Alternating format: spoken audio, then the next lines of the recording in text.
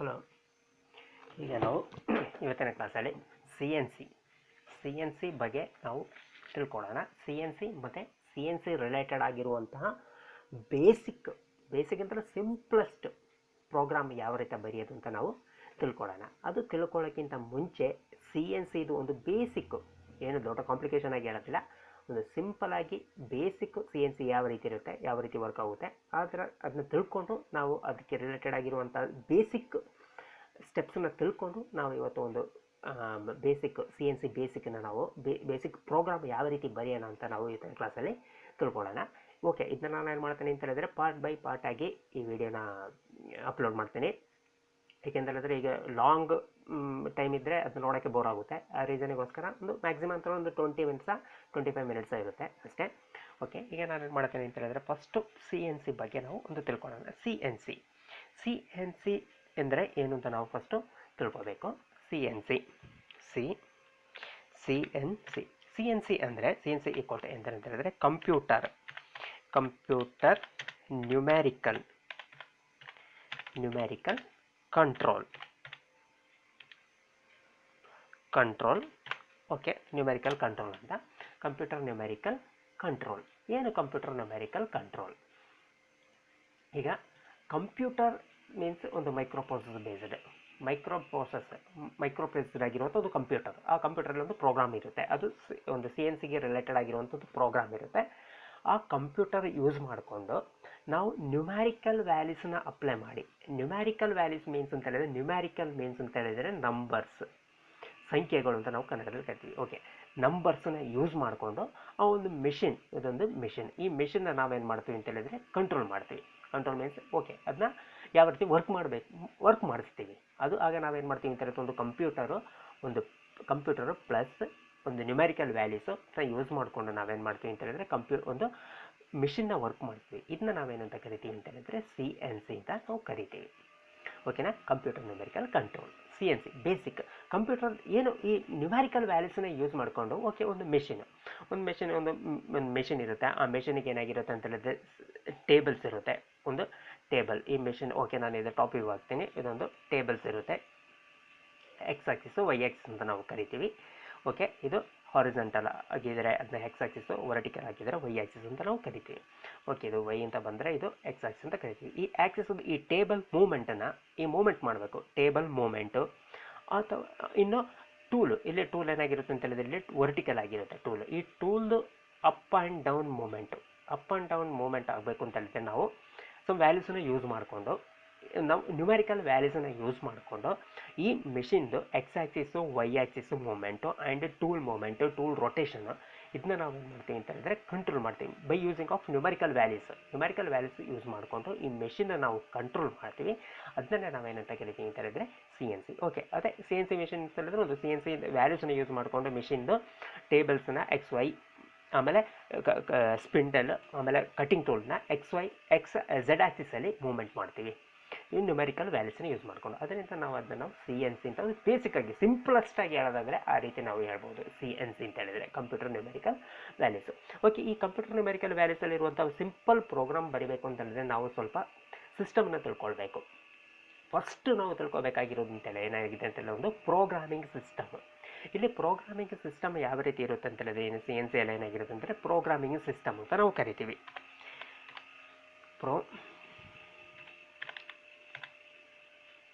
Programming system ಏನು? ಈ programming system ಏನಾಗಿರುತ್ತೆ? ಈ ಪ್ರೋಗ್ರಾಮಿಂಗ್ ಸಿಸ್ಟಮಲ್ಲಿ ಏನಾಗಿರುತ್ತೆ ಅಂತ ಹೇಳಿದ್ರೆ 2 ಟೈಪ್ಸಲ್ಲಿ ಇರುತ್ತೆ. ಏನು ಸಿ ಎನ್ ಸಿಯಲ್ಲಿ ಪ್ರೋಗ್ರಾಮ್ ಟೈಪ್ಸ್ ಏನಾಗಿರುತ್ತೆ ಅಂದರೆ ಒಂದು 2 ಟೈಪ್ಸಲ್ಲಿರುತ್ತೆ. ಫಸ್ಟ್ ಒನ್ ಏನಾಗಿದೆ ಅಂತ ಹೇಳಿದ್ರೆ ಫಸ್ಟ್ ಒನ್ ಮೀನ್ಸ್ ಏನಾಗಿದೆ ಅಂತ ಇಂಕ್ರಿಮೆಂಟಲ್ ಸಿಸ್ಟಮ್. ಫಸ್ಟ್ ಒನ್ ಏನಾಗಿದೆ ಅಂದರೆ incremental programming system.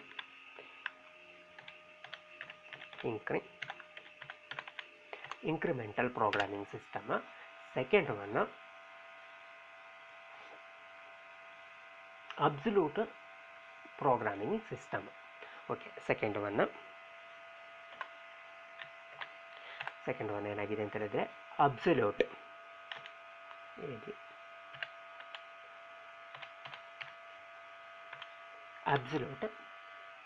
Absolute programming system. ಈ ರೀತಿ 2 ಸಿಸ್ಟಮ್ನ ನಾವೇನು ಮಾಡ್ತೀವಿ ಅಂತ ಹೇಳಿದರೆ ಇನ್ನು CNC ಅಲ್ಲಿ ಕಲಿತೀವಿ. ಈ 2 ಸಿಸ್ಟಮ್ ಈ 2 ಅಬ್ಸಲ್ಯೂಟ್ ಆ್ಯಂಡ್ ಪ್ರೋಗ್ರಾಮಿಂಗ್ 2 ಸಿಸ್ಟಮನ್ನು ನಾವು ಕಲಿತೀವಿ. ಈ ಕಲಿಬೇಕಂತ ಮುಂಚೆ ಏನು ಇಂಕ್ರಿಮೆಂಟಲ್ ಸಿಸ್ಟಮ್, ಏನು ಅಬ್ಸಲ್ಯೂಟ್ ಸಿಸ್ಟಮ್, ಇದೆರಡು ಬಗ್ಗೆ ನಾವು differentiate between incremental and absolute dimension system ಬಗ್ಗೆ ನಾವು ತಿಳ್ಕೋಬೇಕು. ಸಿಂಪಲ್ ಸಿಸ್ಟಮ್, ಓಕೆ, ನಾವು ಇದು ಡ್ರಾಯಿಂಗಲ್ಲಿ ನಾವು ಇದನ್ನ ಕಲ್ತಿರ್ತೀವಿ. ಇಂಜಿನಿಯರಿಂಗ್ ಡ್ರಾಯಿಂಗಲ್ಲಿ ಏನು ಅಂತ ಹೇಳಿದರೆ incremental dimension system and absolute dimension system ಅಂತ ಸೇಮ್ ಮ್ಯಾಟ್ರೆ. ಅದನ್ನ ಇಲ್ಲಿ ಏನು ಮಾಡುತ್ತೇನೆ ಅಂತ ಹೇಳಿದ್ರೆ ಇನ್ನು CNC ಅಲ್ಲಿ ಸ್ವಲ್ಪ ಅಪ್ಗ್ರೇಡ್ ಆಗಿ ಅವರು ಸ್ಟ್ಯಾಂಡರ್ಡ್ ಯೂಸ್ ಮಾಡಿದ್ದಾರೆ. ಏನಂತ ಹೇಳಿದರೆ incremental programming system and absolute programming system ಅಂತ 2 ಟೈಪ್ಸ್ ಆಗಿ ಯೂಸ್ ಮಾಡಿದ್ದಾರೆ. ಅದು ಏನು ಅದರ ಡಿಫರೆನ್ಸ್ ಸಿಂಪಲ್ ಆಗಿ ನಾವು ಅದನ್ನ ತಿಳ್ಕೊಳ್ಳೋಣ. ಒಂದು ಸಿಂಪಲ್ ಆಗಿ ತಿಳ್ಕೊಬೇಕು ಅಂತಂದರೆ ಒಂದು ಸಿಂಪಲ್ ಆಗಿ ಒಂದು ಡ್ರಾಯಿಂಗ್ ಹಾಕಿ ಅದಕ್ಕೊಂದು 3 ಹೋಲ್ ಹಾಕಿ ಆ ಹೋಲ್ನ ಯಾವ ರೀತಿ ಡೈಮೆನ್ಷನ್ ಮಾಡ್ತಾರೆ. ಓಕೆ, ಸೇಮ್ ಡ್ರಾಯಿಂಗನ್ನು ನಾನು ಹಾಕ್ತೇನೆ, 2 ಡ್ರಾಯಿಂಗ್ ಹಾಕ್ತೇನೆ, ಸೇಮ್ ಫಿಗರ್ ಸೇಮ್ ಡ್ರಾಯಿಂಗ್ ಹಾಕಿ ಸೇಮ್ ಫಿಗರಿಗೆ ನಾನು ಏನು ಮಾಡ್ತೀನಿ, ಒಂದು ಡೈಮೆನ್ಷನ್ ಸಿಸ್ಟಮ್ನ ಹಾಕ್ತೀನಿ ಅಥವಾ ಪ್ರೋಗ್ರಾಮಿಂಗ್ ಸಿಸ್ಟಮ್ ಹಾಕ್ತೀನಿ. ಅದು 2 ಟೈಪ್ಸಲ್ಲಿ ಅದನ್ನ ನೋಡಿಕೊಂಡು ನಾವು ಅದನ್ನ ಡಿಫ್ರೆನ್ಷಿಯೇಟ್ ಮಾಡ್ತೀವಿ. ಇದು very important. Incremental dimension system, absolute dimension system ತಿಳ್ಕೊಳ್ಳೋದೇ ನಾವು ಏನು ಮಾಡಬೇಕು ಅಂತ ಹೇಳಿದರೆ CNC ಪ್ರೋಗ್ರಾಮ್ ಬರೆಯೋಕ್ಕಾಗೋದಿಲ್ಲ. ಆಮೇಲೆ ಇದೆರಡು ಏನಾಗಿದೆ ಅಂತ ಹೇಳಿದರೆ incremental dimension system, absolute dimension ಸಿಸ್ಟಮಲ್ಲಿ ಏನಾಗಿದೆ ಇದು CNC ಅಲ್ಲಿ ಎರಡೂ ನಾವು ಯೂಸ್ ಮಾಡ್ತೀವಿ. ಬಟ್ ಏನಾಗಿದೆ ಅಂತಂದರೆ ಈ 2 ಡೈಮೆನ್ಷನ್ಸ್ಗಳಿಗೂ ಸಮ್ ಎರರ್ಸ್ ಇದೆ, ಸ್ವಲ್ಪ ಪ್ರಾಬ್ಲಮ್ಸ್ ಇದೆ. ಇಲ್ಲ ಅಂತಲ್ಲ, 100% ಹಾಗೆ 100% ಆ್ಯಕ್ಯುರೇಟ್ ಅಲ್ಲ ಅಂತೂ ಸಮ್ ಪ್ರಾಬ್ಲಮ್ಸ್ ಇದ್ದರೂ ಸಹ ನಾವೇನು ಮಾಡ್ಬೋದು ಅಂತ ಹೇಳಿದರೆ ಈ 2 ಸಿಸ್ಟಮ್ನ ನಾವು 2 ಡೈಮೆನ್ಷನ್ ಸಿಸ್ಟಮನ್ನು ನಾವು ಯೂಸ್ ಮಾಡ್ತೀವಿ. ಓಕೆ, ನಾನು ಅದು ಡ್ರಾಯಿಂಗ್ ಹಾಕಬೇಕಾದ್ರೆ ಹೇಳ್ತೀನಿ ಏನು ಪ್ರಾಬ್ಲಮ್ ಆಗುತ್ತೆ ಅಂತ. ಓಕೆ, ಈಗ ಫಸ್ಟ್ ನಾವೇನು ಮಾಡೋಣ ಅಂತಂದರೆ 2 ಡೈಮೆನ್ಷನ್ ಸಿಸ್ಟಮ್ನ ನಾವು ತಿಳ್ಕೊಳ್ಳೋಣ. ತಿಳ್ಕೊಳ್ಳೋಕ್ಕೆ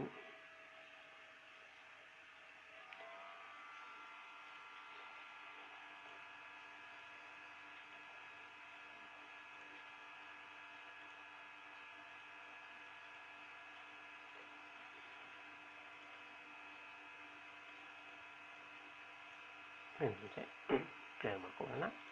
clear canvas. Okay, 2 dimension system. Okay,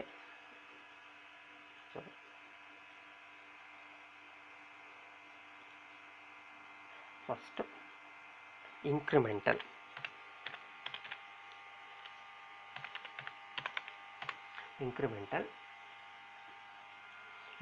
dimension system ಏನಂತ. ಆಮೇಲೆ ಸೆಕೆಂಡ್ ಒನ್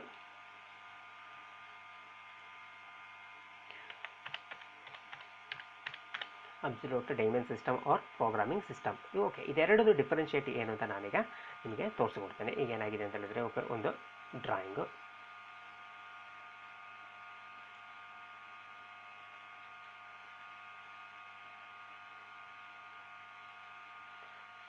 ಓಕೆ, ಇದನ್ನು ಬಿಟ್ಟು ಕಂಟ್ರೋಲ್ ಬಿಟ್ಟು ನೀಟಾಗಿ ಹಾಕ್ಬಿಡೋಣ.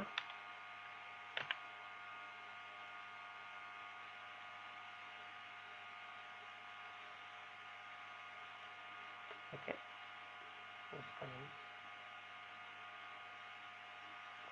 ಓಕೆ, ಏನಾಗಿದೆ ಅಂತಾರೆ ಅಬ್ಸಲ್ಯೂಟ್ ಇಂಕ್ರಿಮೆಂಟಲ್ ಡಿಫರೆನ್ಷಿಯಲ್ನ ತೋರಿಸ್ತೀನಿ. ಓಕೆ, ಇದೇನಂತೂ ಜಸ್ಟ್ ಒಂದು ಫ್ಲ್ಯಾಟ್ ಅಂತ ತಿಳ್ಕೊಳ್ಳೋಣ. ಈ ಫ್ಲ್ಯಾಟಲ್ಲಿ ಏನಾಗಿದೆ ಅಂತ ನಾವು ಒಂದು 3 ಹೋಲ್ ಹಾಕ್ತೀವಿ. ಒಂದು 3 ಹೋಲ್ ಹಾಕೋಣ. 3 ಎಲ್ಲ ಜಾಸ್ತಿನೇ ಹಾಕ್ಬೋದು, ಅಂತಂದರೆ ನಾನು ಇಲ್ಲಿ ಸ್ಪೇಸ್ ಕಡಿಮೆ ಇದೆ ಅಂದರೆ 3 ಹೋಲ್ ಹಾಕ್ತೀನಿ. 1 2 3 3 ಹೋಲ್ಸ್ ಹಾಕ್ತೀನಿ. 3 ಹೋಲ್ಸ್ ಹಾಕಿ ಸ್ವಲ್ಪ ಚೆನ್ನಾಗಿ ಮಾಡ್ಕೊಳ್ಳೋಣ ಹೋಲ್ನ. ಓಕೆ, 3 ಹೋಲಿಗೆ ಒಂದು ಆಕ್ಸಿಸ್ ಹಾಕೊಳ್ಳೋಣ. ಸೆಂಟರ್ ಆಕ್ಸಿಸ್ ಅಂತ ನಾವು ಕರಿತೀವಿ.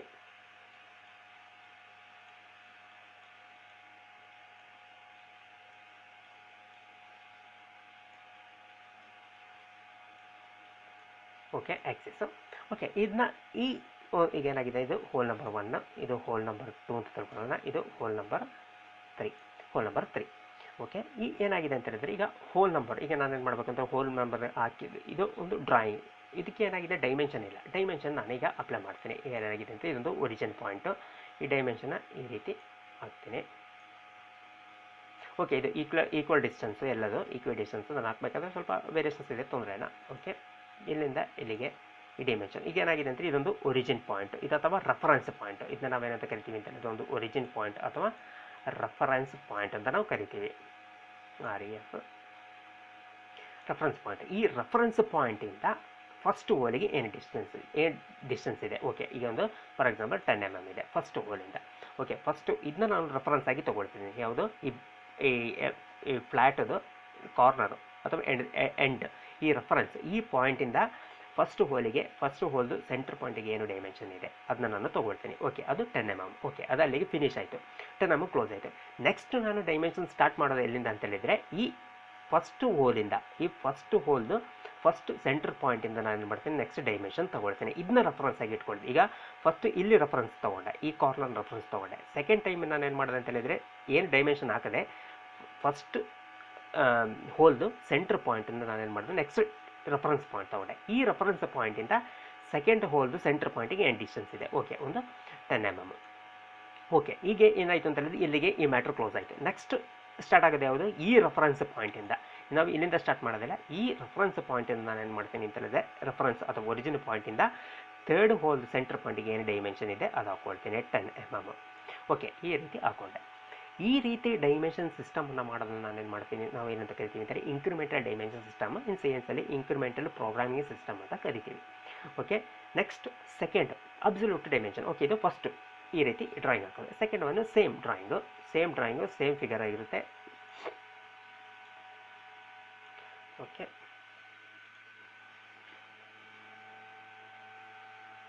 Centre 1 second. ಓಕೆ, ಹೋಲ್ ಹಾಕ್ಬೇಕಾದ್ರೆ ಸ್ವಲ್ಪ ವೇರಿಯೇಷನ್ಸ್ ಇದೆ, ನೋಡಿ ನಗಾಡಬೇಡಿ.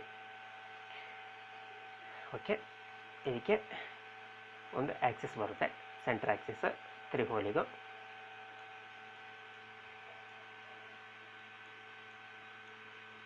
Okay, centre hole. ಓಕೆ, ಈ ಡೈಮೆನ್ಷನ್ ಯಾವ ರೀತಿ ಮಾಡ್ತಿದ್ದೀನಿ ಅಂತ ಹೇಳಿದ್ರೆ ನೋಡ್ಕೊಳ್ಳಿ, ಅಬ್ಸರ್ವ್ ಮಾಡ್ಕೊಳ್ಳಿ. ಓಕೆ, ರೆಫರೆನ್ಸ್ ಮಾಡಿ ಎಲ್ಲಿ ಇಟ್ಕೊಂಡೆ, ಫಸ್ಟ್ ಹೋಲು, ಸೆಕೆಂಡ್ ಹೋಲು, ನೆಕ್ಸ್ಟ್ ಥರ್ಡ್ ಹೋಲು. ಓಕೆ, ನಾನೀಗ ಡೈಮೆನ್ಷನ್ ಮಾಡುವ ಸಿಸ್ಟಮ್ ನೋಡಿ, ಸೆಕೆಂಡು ಆ್ಯಂಡ್ ಥರ್ಡ್ ಯಾವ ರೀತಿ ಮಾಡಿದ್ದೀನಿ. ಈಗ ನಾನೇನು ಮಾಡಿದ್ದೀನಿ ಅಂತ ಹೇಳಿದರೆ ಒಂದೇ ಒಂದು ರೆಫರೆನ್ಸ್ ಇಟ್ಕೊಂಡು ಬಾಕಿ ಉಳಿದೆಲ್ಲದಕ್ಕೂ ಡೈಮೆನ್ಷನ್ ಮಾಡ್ತೀನಿ. ಒಂದೇ ರೆಫರೆನ್ಸ್ ಪಾಯಿಂಟು, ಈ ರೆಫರೆನ್ಸ್ ಪಾಯಿಂಟ್ ಇದೊಂದೇ ರೆಫರೆನ್ಸ್ ಪಾಯಿಂಟ್ ನಾನು ತೊಗೊಂಡೆ. ಇಲ್ಲೇನು ಮಾಡಿದ್ದೇನೆ, ಒಂದೇ ರೆಫರೆನ್ಸ್ ಪಾಯಿಂಟ್ ತೊಗೊಂಡೆ. ಈ ರೆಫರೆನ್ಸ್ ಪಾಯಿಂಟಿಂದ ಫಸ್ಟ್ ಹೋಲ್ದು ಸೆಂಟರಿಗೆ ಏನು ಡೈಮೆನ್ಷನ್ ಇದೆ, ಅಗೇನ್ ಈ ರೆಫರೆನ್ಸ್ ಪಾಯಿಂಟಿಂದ ಸೆಕೆಂಡ್ ಹೋಲ್ದು ಸೆಂಟರಿಗೆ ಏನು ಡೈಮೆನ್ಷನ್ ಇದೆ, ಇದೇ ರೆಫರೆನ್ಸ್ ಪಾಯಿಂಟಿಂದ ಥರ್ಡ್ ಹೋಲ್ದು ಸೆಂಟರಿಗೆ ಏನು ಡೈಮೆನ್ಷನ್ ಇದೆ. ಸೇಮ್ ಎರಡೂ ಸೇಮ್ ಡ್ರಾಯಿಂಗು, ಸೇಮ್ ಡಿಸ್ಟೆನ್ಸ್ ಇರೋದು. ಒಂದು ಹೋಲಿಂದ ಇನ್ನೊಂದು ಹೋಲಿಗೆ 10 mm, ಇಲ್ಲೂ ಅಷ್ಟೇ ಒಂದು ಹೋಲಿಂದ ಇನ್ನೊಂದು ಹೋಲಿಗೆ 10 mm, ಇನ್ನೊಂದು ಹೋಲಿಂದ 10 mm ಸೇಮ್ ಇದೆ. ಬಟ್ ನಾನು ಏನು ಮಾಡ್ತೀನಿ, ಡೈಮೆನ್ಷನ್ ಸಿಸ್ಟಮ್ನ ಚೇಂಜ್ ಮಾಡ್ತೀನಿ. ಓಕೆ, ಇಲ್ಲಿಗೆ ಏನಾಗಿದೆ, ಫಸ್ಟ್ ರೆಫರೆನ್ಸ್ ಪಾಯಿಂಟ್ ಇದೆ, ಫಸ್ಟ್ ಹೋಲಿಗೆ ಇರುವಂಥ ಡೈಮೆನ್ಷನ್ ಓಕೆ 10 mm ಬರುತ್ತೆ. ಇಲ್ಲೇನಾಗಿರುತ್ತೆ ಅಂತ ಹೇಳಿದ್ರೆ ಎಗೇನ್ ನಾನೇನು ಮಾಡ್ತೀನಿ, ಫಸ್ಟ್ ಇದನ್ನ ನಾನು ರೆಫರೆನ್ಸ್ ಆಗಿ ತೊಗೊಳ್ಳೋದಿಲ್ಲ. ಎಗೇನ್ ನಾನು ಏನು ಒರಿಜಿನ್ ಆಗಿ ಮೊದಲು ಏನು ಇಟ್ಕೊಂಡಿದ್ದೀನಿ ಆ ಪಾಯಿಂಟಿಂದನೇ ರೆಫರೆನ್ಸ್ ತೊಗೊಂಡು ಸೆಕೆಂಡ್ ಹೋಲಿಗೆ ಹಾಕ್ತೀನಿ. ಆಗೇನಾಗಿರುತ್ತೆ, ಆಟೋಮೆಟಿಕ್ಕಾಗಿ 20 mm ಬರುತ್ತೆ ಡೈಮೆನ್ಷನ್. ಅದೇ ರೀತಿ ಎಗೇನ್ ಫಸ್ಟ್ ಈ ಪಾಯಿಂಟ್ ರೆಫರೆನ್ಸ್ ಇಟ್ಟ ಥರ್ಡ್ ಹೋಲಿಗೆ ಇರುವಂಥ ಡೈಮೆನ್ಷನ್ ರೆಫರೆನ್ಸ್ ಅದು ಏನು ಬರುತ್ತೆ, 30 mm. Same drawing, same figure. But ಏನಾಗಿದೆ ಅಂತ ಹೇಳಿದ್ರೆ ಡೈಮೆನ್ಷನ್ ವ್ಯಾಲ್ಯೂಸ್ ಏನಾಗಿದೆ, ಚೇಂಜ್ ಆಗಿದೆ. ಅದು ಏನಕ್ಕೆ ಚೇಂಜ್ ಆಗಿದೆ, first one incremental dimension system, second one absolute dimension system. ಇದೆರಡೇ ಇಲ್ಲಿರುವಂಥ ಒಂದು ಡಿಫರೆನ್ಸ್. ಓಕೆ, ಇದನ್ನ ನಾನು ಮಾಡಿದ್ದೀನಿ, ಫಸ್ಟು ಒಂದು ಡೈಮೆನ್ಷನ್ ಎಂಡ್ ಆದಮೇಲೆ ನೆಕ್ಸ್ಟ್ ಆ ಎಂಡ್ ಆದ ಪಾಯಿಂಟನ್ನು ನಾನು ಏನು ಮಾಡಿದ್ದೀನಿ, ರೆಫರೆನ್ಸ್ ಆಗಿ ತೊಗೊಂಡಿದ್ದೀನಿ. ಸೆಕೆಂಡ್ ಪಾಯಿಂಟಿಗೆ ಮಾತಾಗೋಣ, ಎಂಡ್ ಆದ ಪಾಯಿಂಟಿಂದ ಅದನ್ನ ರೆಫರೆನ್ಸ್ ಆಗಿ ತೊಗೊಂಡಿದ್ದೀನಿ. ಹೇಗೆ ಆ ರೆಫರೆನ್ಸಿಂದ ನೆಕ್ಸ್ಟ್ ಡೈಮೆನ್ಷನ್ ತೊಗೊಂಡಿದ್ದೀನಿ. ಬಟ್ ಇಲ್ಲೇನಾಗಿದೆ ಅಂತ ಹೇಳಿದ್ರೆ ಒಂದೇ ಒಂದು ರೆಫರೆನ್ಸ್ ಪಾಯಿಂಟಿಂದ ಎಲ್ಲ ಹೋಲ್ನ ನಾನು ಏನು ಮಾಡಿದ್ದೀನಿ, ಮೆಜರ್ ಮಾಡಿದ್ದೀನಿ. ಈ ಎರಡು ಹೋಲ್ದು ಒಂದು ಡಿಫರೆನ್ಸ್ ಏನಾಗಿದೆ ಅಂತ ಹೇಳಿದ್ರೆ, ಈಗ ನಾನು ಮ್ಯಾಕ್ಸಿಮಮ್ ಇನ್ನು ಬೇಸಿಕ್ ಪ್ರೋಗ್ರಾಮ್ ಬರಿಬೇಕಾದ್ರೆ ನಾನು ಏನು ಮಾಡ್ತೀನಿ ಅಂತ ಹೇಳಿದ್ರೆ ಜಾಸ್ತಿ ಅಬ್ಸಲ್ಯೂಟ್ ಡೈಮೆನ್ಷನ್ ಸಿಸ್ಟಮ್ನ ಮ್ಯಾಕ್ಸಿಮಮ್ ಒಂದು 90% ಏನು ಮಾಡ್ತೀವಿ ಅಂತ ಹೇಳಿದ್ರೆ ಅಬ್ಸಲ್ಯೂಟ್ ಡೈಮೆನ್ಷನ್ ಸಿಸ್ಟಮ್ ನಾವು ಯೂಸ್ ಮಾಡ್ತೀವಿ.